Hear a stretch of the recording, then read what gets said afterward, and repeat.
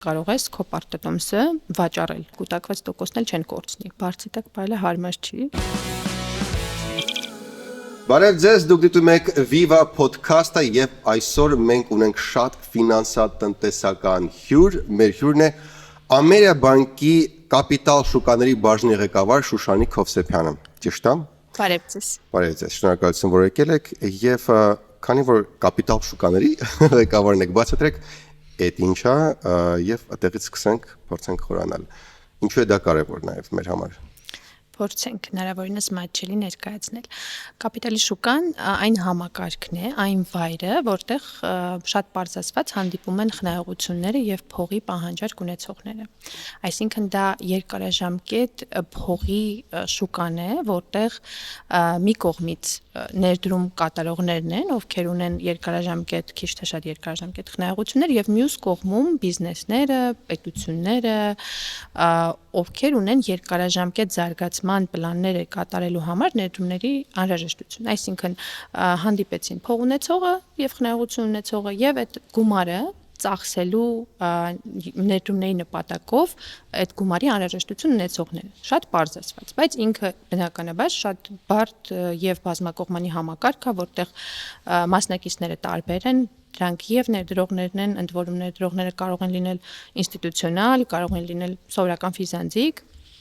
եւ ներդրումներ ներգրավողները կարող է լինել պետությունը, օրինակ արժեթուղթ թողարկող, կարող է լինել քաղաքապետարանը, օրինակ, կարող է լինել ինչ որ վերազգային կազմակերպություն եւ բնականաբար ամենապարզ օրինակը կարող է լինել որևէ բիզնես, ինչ որ ընկերություն, որը թողարկում է արժեթուղթ եւ դրանով գումար է ներգրավում իր ռազմավարական նպատակները իրականացնելու համար, ինչ որ պրոյեկտներ իրականացնելու համար։ Բնականաբար այդ համակարգում կան նաեւ ենթակառուցվածքներ որոշակի, հա, այսինքն ռեգուլատոր կամ կարգավորող մարմին, որը ապահովում կենտրոնական բանկն է։ Մեր դեպքում այո, կենտրոնական բանկը որոշ երկրներում դա կարող է լինել արժեթղթերի շուկայի համար առանձին վերահսկող մարմին կամ նույնիսկ մարմիններ, կախված շուկայի բարդությունից եւ չափից, եւ բնականաբար բորսան, որը արդեն երկրորդային շուկայում այդ առևտուրն է ապահովում արժեթղթերով, այսինքն ինքը բավականին բարդ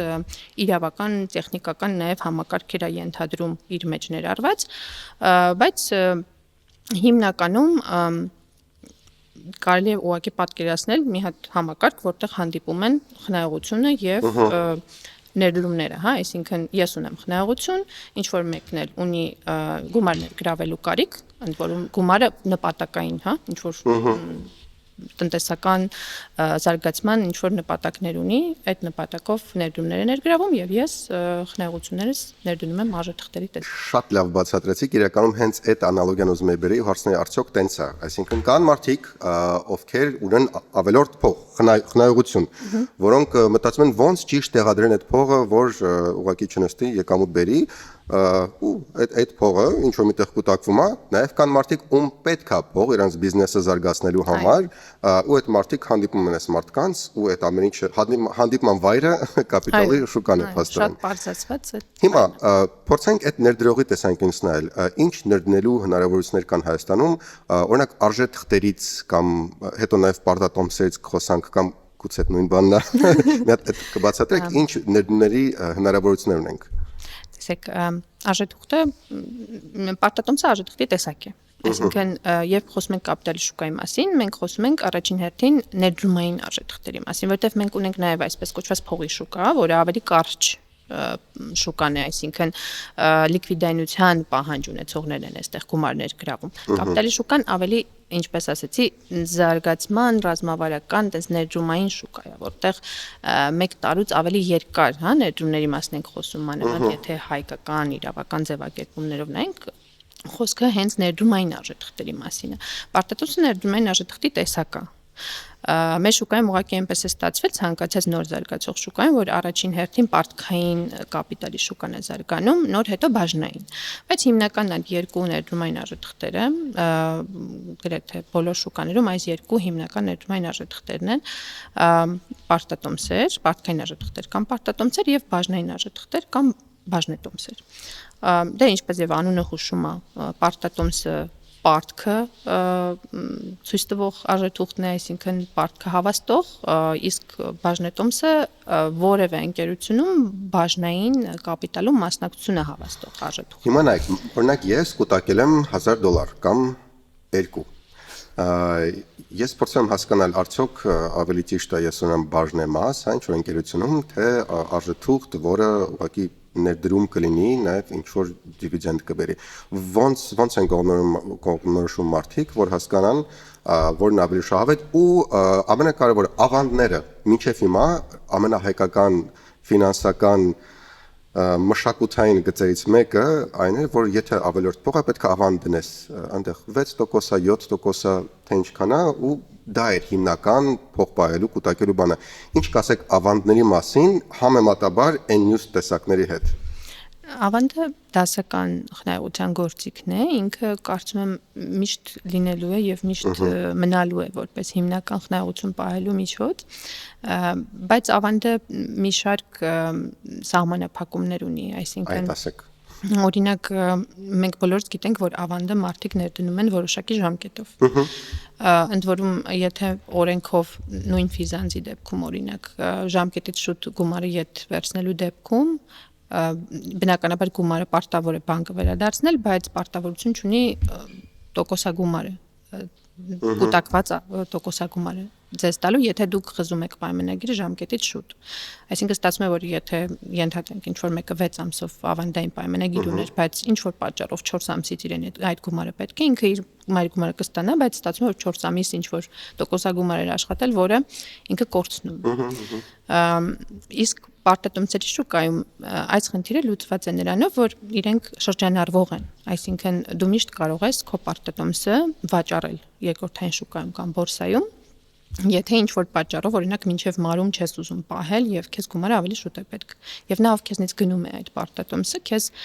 գնի մեջ ներառված վճարում է նաեւ այդ ժամանակահատվածում կուտակված տոկոսագումարը։ Շատ ակնհայտ հարց, իսկ կարող է չլինի գնող, թե սովորաբար նման դեպքերում գնում են, էլի։ Որտեվ ավանդը գիտենք, խզենք, օքեյ, դա չի կարա բանկը այդ չվերադարձնի, բայց այս դեպքում Ես եթե հիշում եք նշեցի, որ կապիտալի շուկան ինքը բավականին բարդ համակարգ է, որտեղ շատ խաղացողներ կան։ Մենք շուկայում ունենք նաև այսպիսի հետաքրքիր խաղացողներ, որոնք կոչվում են շուկա ստեղծողներ։ Ու իրենք իրականում նույն ներդրումային բանկերը կամ ներդրումային ընկերություններն են, որոնք նման ծառայություն են մատուցում։ Ինչի անում շուկա ստեղծողը, ցանկացած թողարկումից որոշակի ծավալ գնում է եւ ամեն օր որ այդ ծավալի մի մասը, ընդ որում էլի հստակ պահանջներ կան նույն բորսայի կողմից, առնվազն ինչքան ծավալ գնանշվում է բորսայում շուկա ստեղծողի կողմից։ Ու կան նաև սահմանափակումներ գնի, սպրեդի եւ այլն մասով, որպեսզի այնպես չստացվի, որ շուկա ստեղծողը շատ անտրամաբանական գնով սկսի այդ գնանշումները անել։ Ու ստացվում է, որ օրինակ մեր շուկայում, որտեղ այդ շուկա ստեղծողների ինստիտուտը շատ կայացած է եւ գրեթե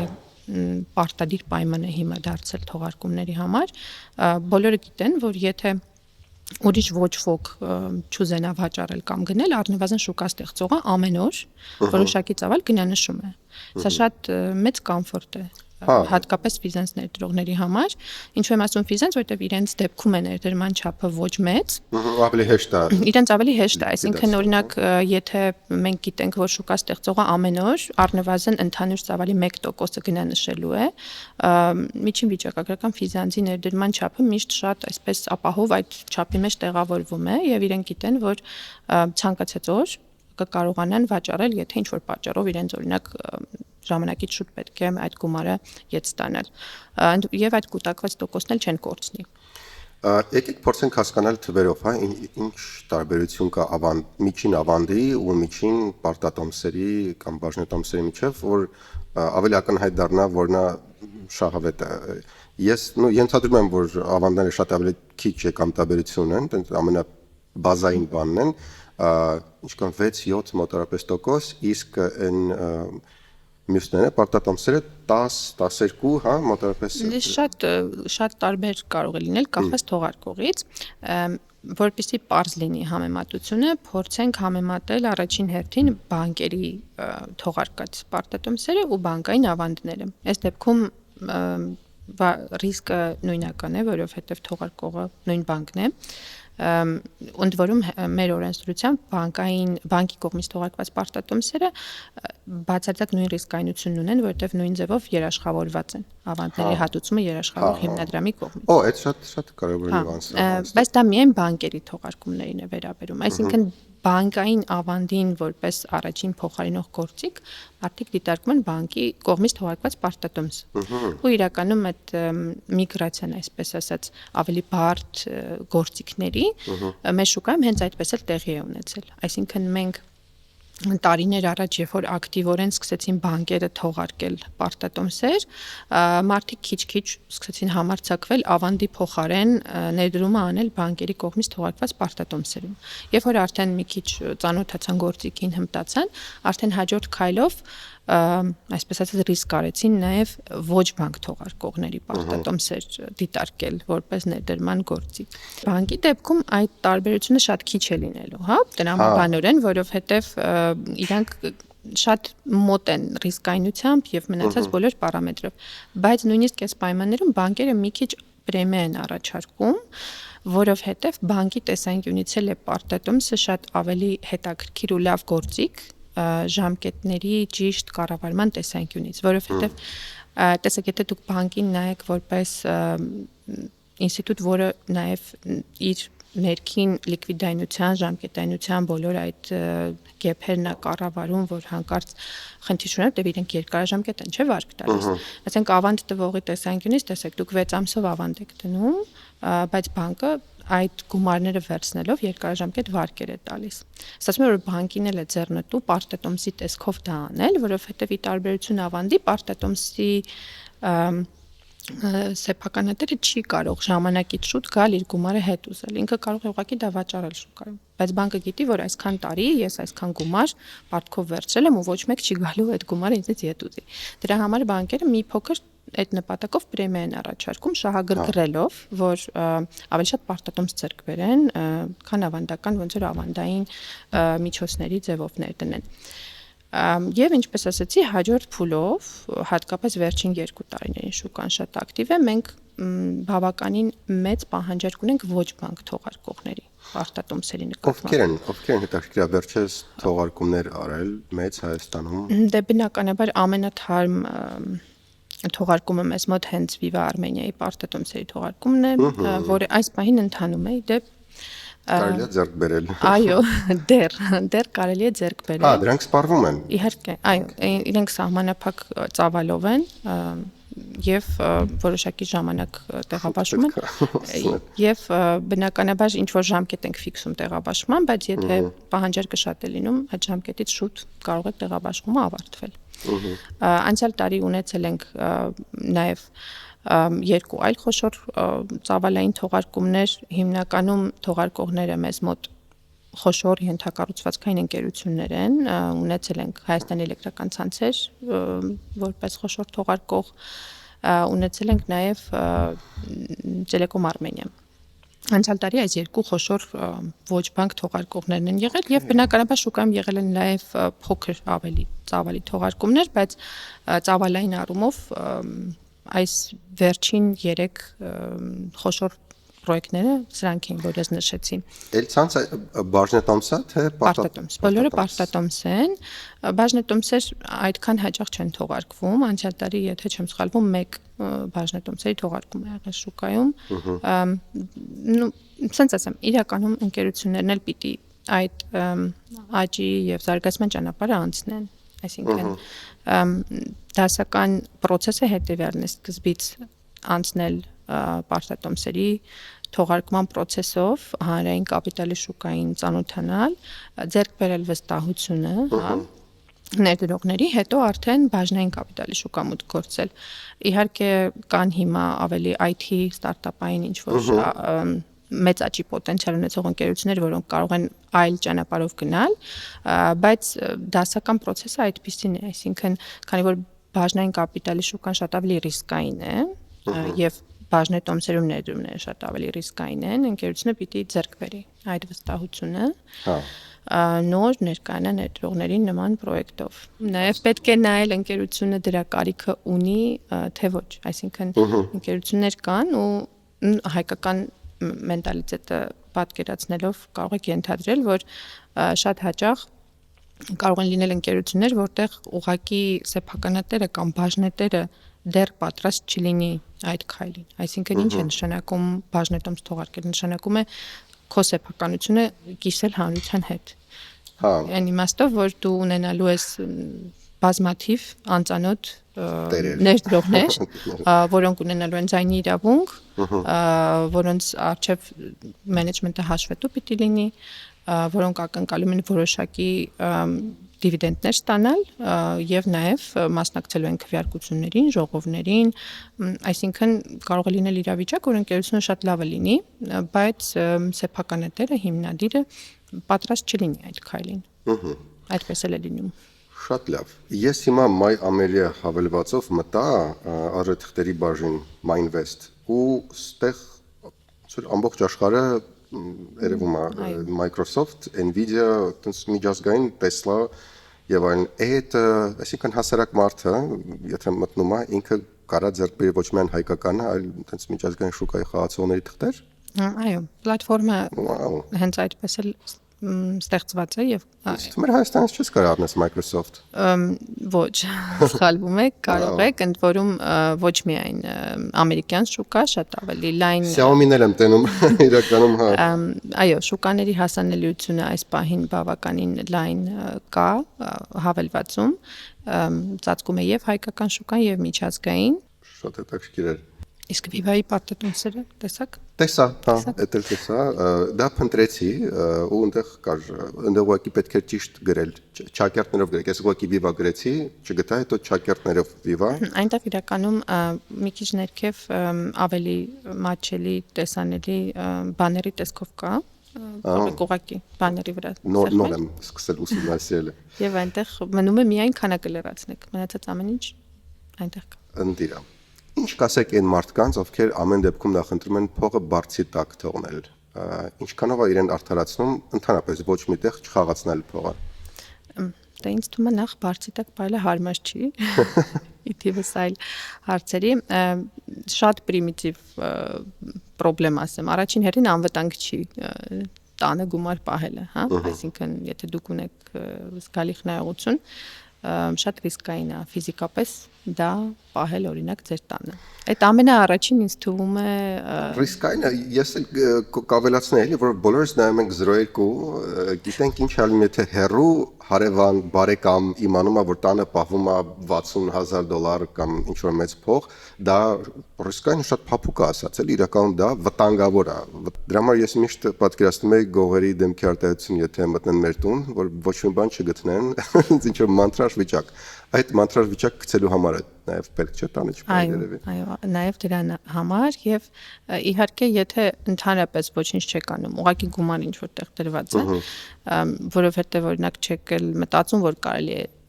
եկամուտ աշխատել ձեր խնայողություններով, միևնույն է վաղ թե ուշ դուք նկատելու եք ինչպես է աստիճանաբար ձեր խնայողության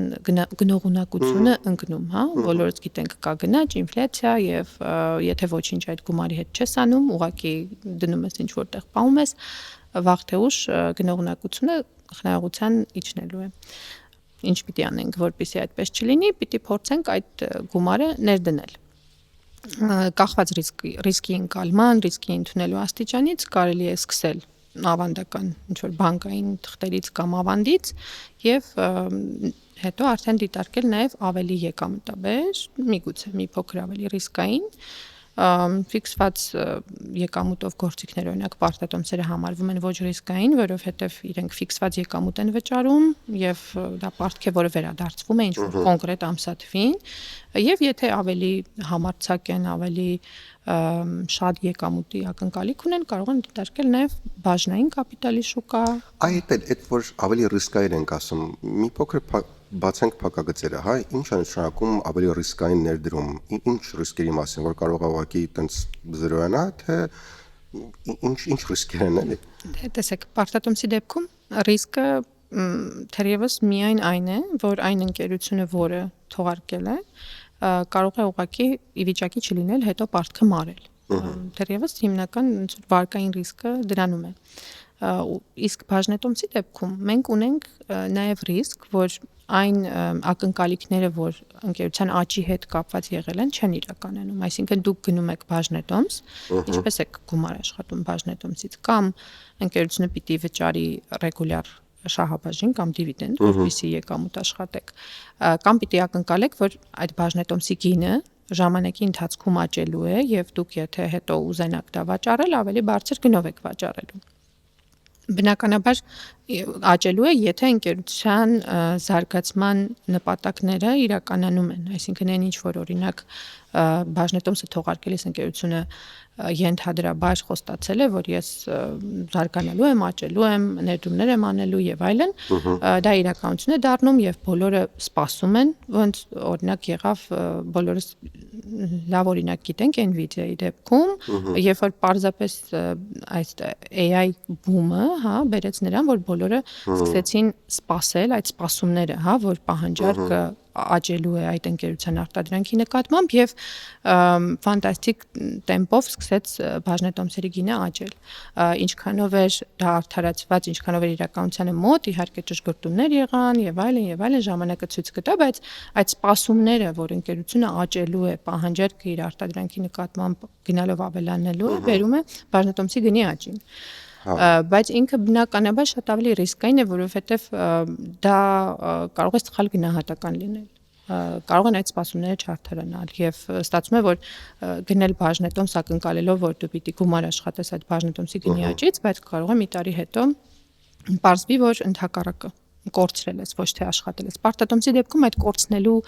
ռիսկը իրականում չկա, որովհետև դու ֆիքսված եկամուտ ես ստանում ինչ որ պարբերականությամբ եւ ժամկետի վերջում քո ներդրած գումարը ետ ես ստանում։ Միակ ռիսկը,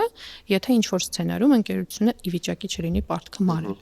Ու պետքա լավ ուսումնասիրել վերլուծել տենց ինչեւ այդ քայլին գնալը, նույն Nvidia-ն կամ ցանկացած այլ ընկերություն։ Իսկ ինչա դրթում ընկերություններին փոխանակ վերցնեն սովորական ձևով ֆինանսները ավանդի վարկի տեսքով, հա, բանկերից փոխարենը տեղադրում են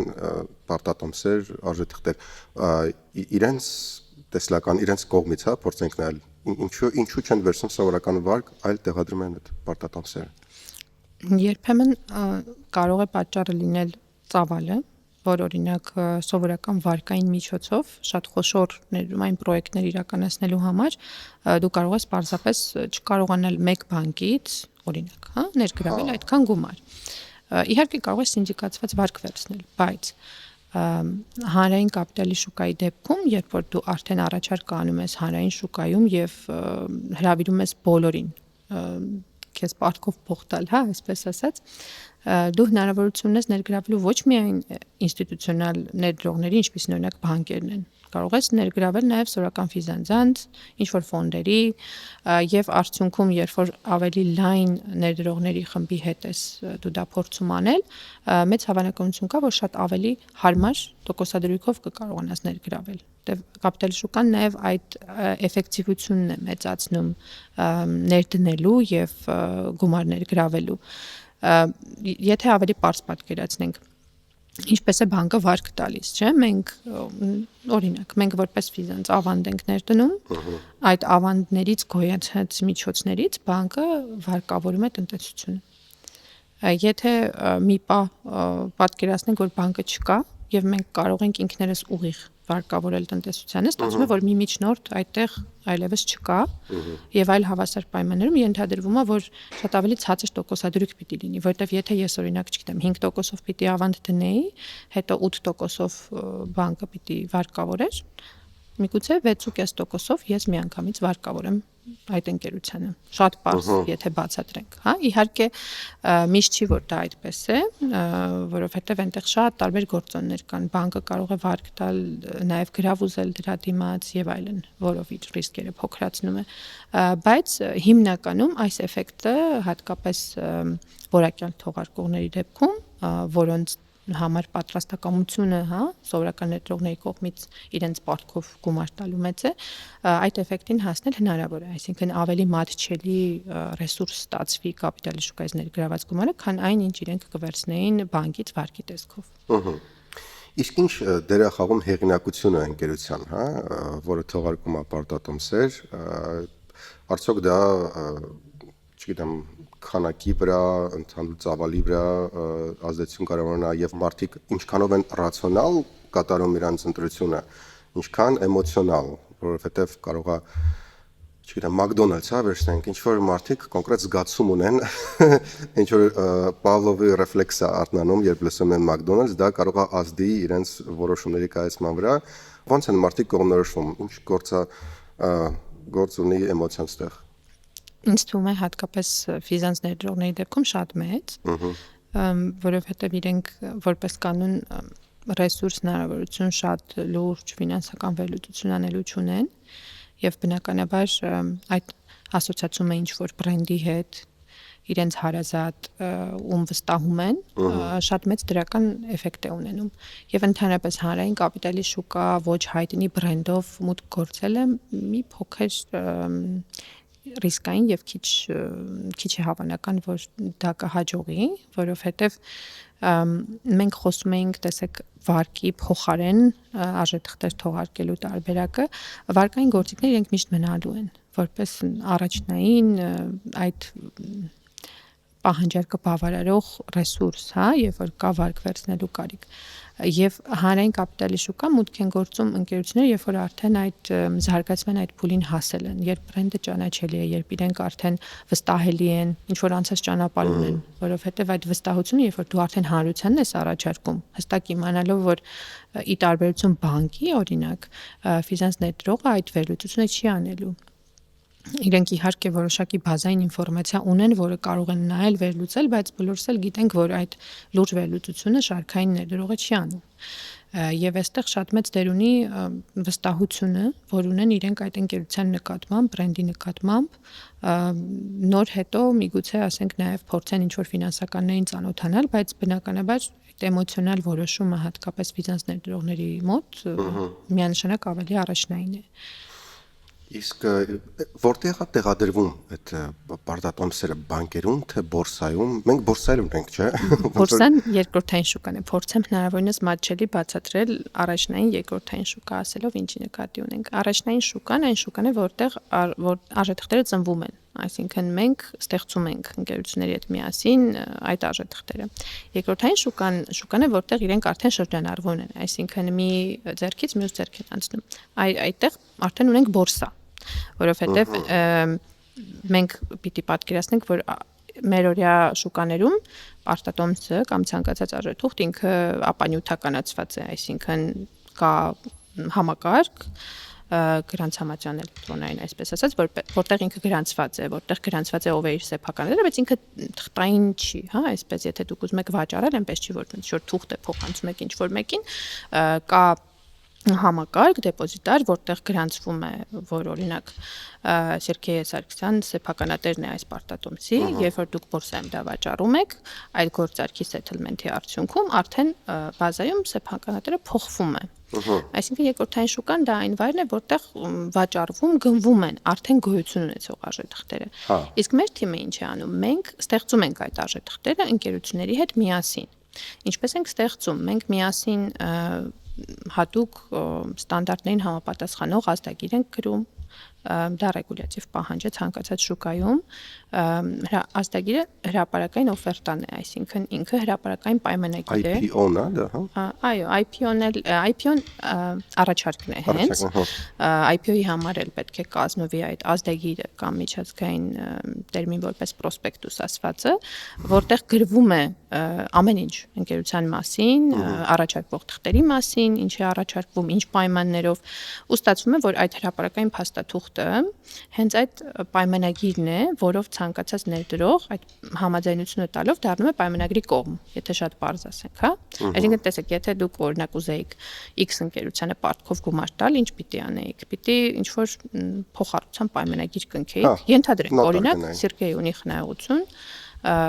ուզում է մի հատ լավ ընկերություն կա, օրինակ Viva Armenia, ուզում է Viva Armenia-ին պարտքով գումար տալ, որ Viva Armenia-ն իր զարգացման ծրագրերը իրականացնի դրանով։ Ինչ պիտի անեիք։ Պիտի բավականին գումար ծախսեիք, իրավաբաններ վարձեիք, ինչ որ փոխհարության պայմանագիր կնքեիք, պայմանները ֆիքսեիք եւ այլն։ Այդ պայմանագիրը երևի չորտած անհրաժեշտ բոլոր վավերապայմաններով հաստատեիք եւ այլն ու գումարը փոխանցեիք։ Հիմա պատկերացրեք կա շուկա, կապիտալի շուկա, որտեղ արդեն այդ ինստիտուցիոնալ համակարգը ներդրված է եւ եթե դուք ուզում եք ձեզ համար ընդունելի ընկերությանը պարտքով գումար տալ եւ դրա դիմաց եկամուտ աշխատել, ձեզ ընդհանրապես պետք է տեղեկանալ եւ իմանալ, որ թողարկել է այդ ընկերությունը պարտատոմսեր, կա ազդագիր, որով պայմանները ֆիքսվել են, ինչ պայմաններով է առաջարկվում, ինչքան եկամուտ կաշխատեք, ինչքան ժամկետով եւ այլն, եւ դուք ընդհանրապես մեր դեպքում, այսինքն My Invest-ում ընդհանրապես մեկ քլիկով ձեր ուզած գումարը կարողանում եք պարտքով տալ ձեր ուզած ընկերությանը, որը որ թողարկել է։ Եվ բացարձակ չմտահոգվել ոչ մի իրավական հարցով, որովհետև այդ ամբողջ համակարգը արդեն ներդրված կենտրոնական բանկի կողմից գրանցված է եւ դուք գիտեք, որ դուք այդ սեղմեցիք կոճակը, գործարքը հաստատվեց, արդեն ձեր անունը հայտնվեց գրանցամատյանում եւ դուք այդ պարտատոմսերի սեփականատեր եք։ Հիմա լիքը լավ մտքեր տվեցիք։ Ով կարող է ունենալ պարտատոմսեր, օրինակ ես կամ եթե ես ունեմ կազմակերպություն կամ հաղորդում օրինակ կամ podcast ունեմ եւ ուզում եմ այդ անունով Viva podcast անունով կամ Սերգեյ Սարգսյան անունով պարտատոմսեր ստեղծել կամ բաժնետոմսեր, կարող եմ ուղղակի ինչ որ ձևով դիմել բանկ իմանալով որ գիտեմ մի 2000 հոգի կա որ կուզենա աջակցել կամ այդ եղանակով ինչ որ պարտքով փոխ տալ դա անհատ կարող է լինել թե պետք է լինի կազմակերպություն ու ինչքան մեծ պետք է լինի ես կարամ դա անեմ թե չէ ի վերջո իրականում խիստ սահմանափակում չափի իրավական սահմանափակում չկա բայց տրամաբանորեն շատ փոքր ընկերությունների համար չի ամեն դեպքում կապիտալի շուկան որովհետև կա բավականին խիստ պահանջ թափանցիկության հաշվետվողականության եւ նաեւ կորպորատիվ կառավարման սրանք եւ ռեգուլյատիվ պահանջներ են եւ պահանջներ են, որ ներդրողը ինքը ակնկալում է, որ պիտի բավարարված լինեն, որովհետեւ տեսեք մենք խոսում ենք առանց որևէ ապահովման միջոցի, հիմնականում դասական պարտատոմսերը օրինակ, իրենք ոչ մի ապահովման միջոց տակը չունեն, տարբերություն բանկի գրավի, բանկի վարկի օրինակ, այստեղ գրավ չկա, պարզապես դուք պարտք եք տալիս վստահելով ընկերությանը, իսկ այդ վստահության համար պետք է լինի բավարար թափանցիկություն հաշվետվությունները պիտի հասանելի լինեն, պիտի վստահ լինեք, որ մենեջմենտ կա, որտեղ ամեն ինչ վերահսկվում է, խորհուրդ կա, որը վերահսկում է ինչքանով արդյունավետ է աշխատում մենեջմենտը, եւ սրանք նաեւ ռեգուլյատիվ պահանջներ են, այնպես չի, որ ցանկացած ընկերություն կարող է որոշել ու թողարկել։ Պիտի գոնե մինիմալ պահանջներին բավարարի ընկերությունը, որպեսզի կարողանա թողարկել, որովհետև գործ ունենք հանրային շուկայի հետ։ Տեսեք, դուք կարող եք ունենալ ընկերներ, որոնք պատրաստ են ձեզ պարտքով գումար տալ, բայց հանրային շուկայում անթիվ անհամար են մարդիկ, որոնք կարող են ուղղակի առանց շատ խոր վերլուծություն անելու ներդրում անել եւ դա նաեւ վերահսկողի ռեգուլյատորի նաեւ պատասխանատվությունն է վստահ լինել, որ շատ պատահական չոր անհաջող դեպքեր չեն լինում։ Մենք էլ որպես տեղաբաշխող ենք շատ պատասխանատու դրան վերաբերում, այսինքն պետք է լուրջ ընկերություն լինի, ոչ թե ինչ-որ մեկը։ Բնականաբար կարող են լինել փոքր ընկերություններ, բայց դա կարող է եւ ֆինանսապես ձեռնտու չլինել, որովհետեւ մենք ամեն դեպքում այդ համակարգը ենթադրում է նաեւ որոշակի ֆիքսված ծախսեր, չէ՞, այդ ամեն ինչը պետք է պատրաստել, նախապատրաստել, նոր հետո կարողանալ գումարը ներգրավել եւ եթե խոսքը շատ փոքր գումարի մասին է, արդարացված չի լինի այդ ֆիքսված ծախսերը անել։ Ավելի արդարացված է գնել ուղղակի փոքրիկ ինչ-որ վարկ վերցնել բանկից։ Բայց եթե ընկերությունը արդեն ինչ-որ որոշակի չափի է հասել, որոշակի հեղինակություն արդեն ունի այդ բոլոր մինիմալ պահանջներին, թափանցիկության հաշվետվողականության բավարարում է, շատ հրաշալի հնարավորություններ կարող է գտնել կապիտալի շուկայում։ Եթե նայեք վիճակագրությունն էլ, այն բոլոր ընկերությունները, որոնց մասին խոսում էինք, իրենց առանձնահատկությունը հենց նրանում է, որ բացի այն, որ խոշոր համակարգաստեղծ ընկերություններ են, ասենք տելեկոմ ոլորտի, որը ենթադրում է արդեն որոշակի մասշտաբ ու չափ ընկերության, նաև գործ ունենք խիստ կարգավորվող եւ հաշվետվողականության թափանցիկության բարձր չափանիշներին համապատասխանող ընկերությունների հետ, որտեղ իրենք կարգավորվող ոլորտում են,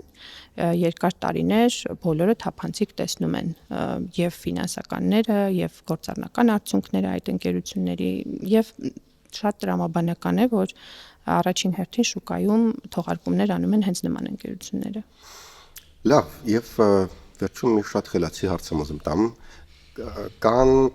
միջազգային ընկերություններ, օրինակ որ մտամ Miami-ը տեսան մի կողմից Microsoft, այնտեղ Tesla եւ այլն, ու կան տեղական թողարկված, որոնք էլի բավական հետաքրքիր շահավետություն ունեն։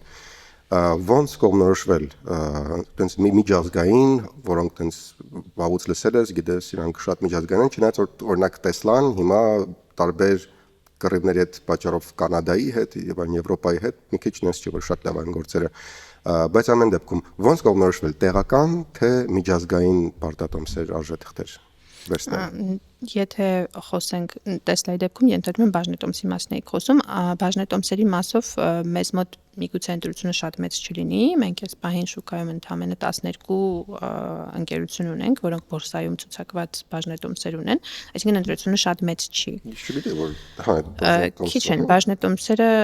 քիչ են մեր շուկայում, բայց պարտատոմսերի ընտրությունը բավականին լայն է, եթե դուք գնաք օրինակ երկրորդային շուկայում նայեք, բավականին մեծ ընտրություն կա եւ բանկ թողարկողների եւ կորպորատիվ թողարկողների, բնականաբար առաջին հերթին պետք է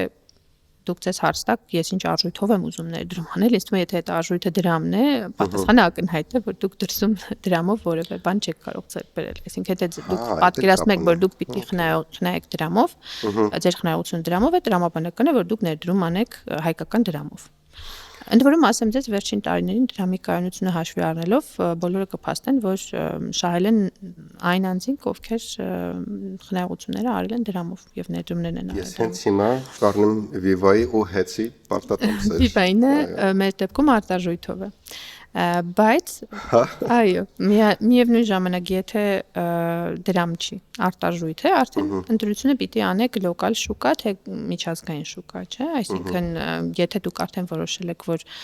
բաժնետոմսը ձեզ համար ռիսկային գործիք է, ուզում եք պարտքային ինչ-որ ֆիքսված եկամուտով որևէ գործիք, ընտրությունը պիտի անեք սովորաբար կամ դրսի շուկայի ինչ-որ պարտքային արժեթղթերի ֆոնդերի փայեր են գնում մարդիկ, ETF-ներ այդպիսի, որովհետև դե քիչ հավանական է, որ այստեղ ապրելով հստակ կիմանաք օրինակ տարբեր երկրների տարբեր ընկերությունների մասին շատ մանրամասներ, որ իրենց պարտքային գործիքներն է գնահատեք եւ ընդհանրապես դրսում պարտքային կապիտալի շուկան մի քիչ շատ ինստիտուցիոնալ ավելի շուկա է, այսինքն ֆիզանձը այդքան էլ հեշտ հասանելիություն չի ունենում դրան, էլի։ Բայց եթե դուք ունեք արտարժույթ եւ կարող եք եւ այդ դրսի շուկայի ինչ-որ ETF-ներում դիտարկել ներդրումը եւ բնականաբար մեր լոկալ շուկայում ձեզ շատ ավելի ծանոթ ու հեշտ հասկանալի, հեշտ բռնելի թողարկողներ, ինչպիսին օրինակ Viva Armenian-ը, որ բոլորը գիտեն, բրենդը ճանաչում են ու բավականին հետաքրքիր եկամտաբերություն առաջարկվում այդ պարտատոմսերի համար, միանշանակ շատ ավելի եկամտաբեր, քան շարքային օրինակ բանկային ավանդը կլիներ արտարժութային, ինքը բավականին հետաքրքիր հնարավորություն է լոկալ շուկայում արտարժույթով ներդրում անելու։ Այսինքն որոշում կայացնելիս պետք է մի քանի հարց ներդրողը ինքն իրեն տա, այսինքն առաջին հերթին արժույթը որոշի, ինչ արժույթով պիտի ներդրում անի, ռիսկայնության մակարդակը, ինչքանով է ինքը պատրաստ ռիսկի, որովհետև ինչ որ մեկը կարող է օրինակ կրիպտո արժույթների ֆոնդերում ներդրում անել առանց հասկանալու որ դա շատ ռիսկային է, բայց եթե դուք ռիսկի ընկալումը ձեր այնպեսին է որ չեք ուզում շատ ռիսկի դիմել, միանշանակ պարտքային գործիքները ամենահարմար տարբերակն են։ Եվ ավանդույթի համաձայն մենք փորձում ենք քաղել ինչ որ գրքի անուն, որը խորհուրդ կտակ բոլորը գոնե մի անգամ կարդան, որովհետև տենց ինքը շատ ազդեցություն է ունեցել ձեր վրա, կարծում եք ամենը պետք է գոնե մի անգամ կարդա։ Ինչ որ ռեկոմենդացիա։ Բնականաբար իմ վրա ազդեցություն թողած գրքերը շատ են, բայց հիմա արագ փորձեցի մտածել գիրք, որը հանգիստ կարող եմ խորհուրդ տալ բոլորին։ Դա թերևս Թալեբի anti-fragile-ն է կամ հայերեն թարգմանված է, եթե չեմ սխալվում, հակափխրունություն, որովհետև ինքը մասամբ միգուցե նաև ոմանք համարեն, որ արժեթղթերի շուկայում գործունեություն ծավալողների համար ինչ որ առումով նաև մասնագիտական է, որ մենք նմանատիպ գրքեր կարդում ենք, բայց ոչ իրականում Թալեբի դեպքում ինքը շատ պարզ, շատ հասանելի, մատչելի է եւ շատ հետաքրքիր բաներ կարող եք այնտեղ գտնել, պարզ թվացial ճշմարտություններ, որ հիշում եմ, որ կարդալիս հաճախ էր այդ միտքը գալիս մոտս, որ ես զգում էի, որ այսպես է, բայց ինքը շատ ավելի հասանելի ու լավ է դամատություն, որ այսպես արդեն ուղեղիդ մեջ ֆիքսվում է, որ այո, սա իրոք այսպես է, հետաքրքիր է, խորհուրդ կտամ, բայց ընդհանրապես այս վերջերս շատ ավելի մեծ տպավորություն էի ստացել Վիկտոր Ֆրանկլ կարդալուց հետո, բայց նման ոնց որ ավելի sense լայն հանրությանը կարդալու խորհուրդ միանշանակ Թալեբի մասով կարող եմ տալ։ Նաև շատ ակտուալ կարծում եմ մեր օրյա աշխարհում եւ տնտեսական ընդհանուր անորոշությունները հաշվի առնելով եւ մեր առօրյա կյանքում անորոշությունները հաշվի առնելով ինձ թվում է բավականին օգտակար գիրք է։ Այո, տենց շատ փխրուն լինելը մի բան չի, հենց որ լավ է, մի քիչ ավելի հակափխրուն փորձել լինել, մանավանդ այնտեղ լիքը լավ բաներ ասում նաև հայերի մասին, այնտեղ մեկու մեջ, այնտեղ եսիմով հայեր, հենց Թալեբի ծանոթներից։ Նենց որ շնորհակալ ենք ձեզ, Շուշանիկ Հովսեփյան, Ամերիա բանկի կապիտալ շուկաների բաժնեգար, շնորհակալություն, շատ ֆինանսապես կրթելու համար, օրինակ ես իմ համար ահագին բան քաղեցի գործնական, որոնք հիմա գնալու եմ ու կիրառեմ Ամերիայի միջոցով։